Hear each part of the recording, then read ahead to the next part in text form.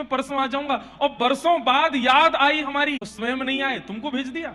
आज हमें यह पता चल रहा है कि प्रेम कितनी गंदी वस्तु है, कितनी खराब वस्तु है, करनी ही नहीं चाहिए किसी से, क्योंकि प्रेम में तो हम लुट जाते हैं, सब कुछ दे देते हैं, लेकिन सामने वाला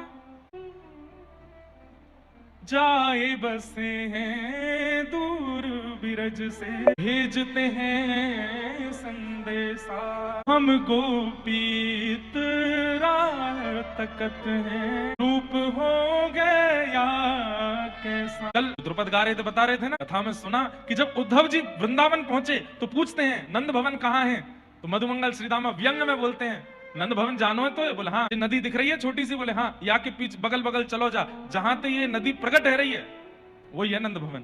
तो उद्धव जी बोले भवन से नदी प्रकट हो रही है? नदी तो कहीं पहाड़ से आती है, पर्वत से आती है, उसके स्रोत से आती है, भवन से नदी कैसे निकल सकती है? तो उद्धव मधुमंगल कहता है तेरो मित्र है ना कन्हैया, आए गए भाई 5 साल है गए, जब ते गयो तब ते लाखों ब्रजवासी, लाखों गैया, लाखों पशु पक्षी, लाखों ग्वाल बाल एक साथ एकजुट एक स्थान पर बैठ करके उसके विरह में रोते हैं, उनके आंसू ही ये नदी बन करके बह रहे हैं।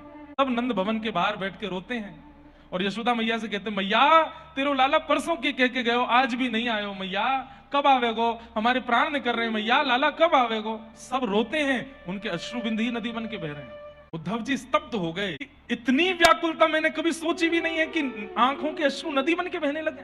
गोपियां कह रही हैं अरे उद्धव तेरे सखा कृष्ण को हम पर दया नहीं आई, मान लिया कि हम तो पराई हैं, लेकिन पथराई मैया की अखियां, दर्शन उसका पाने जाके कांटा लगे सो जा। अरे हमको देखने नहीं आ सकता, कम से कम उस माँ को देखने तो आ जाए जिसने चलना सिखाया, बोलना सिखाया, बैठना सिखाया, कपड़े पहनाना सिखाया। 24 घंटे पीछे पीछे डोलती रही, मेरे लाला को ये दूंगी, मेरे लाला को ये पहनाऊंगी, मेरे लाला को कोई श्रम नहीं आ जाए, कम से कम उस मैया से मिलने तो आ जाए। हे उधो मत समझाने जाके कांटा लगे सो ही जाने। भगवान जब मथुरा गए थे ना बंधु, तो मोर मुकुट, वैजंती माला और वंशी तीनों वृंदावन छोड़ के चले गए।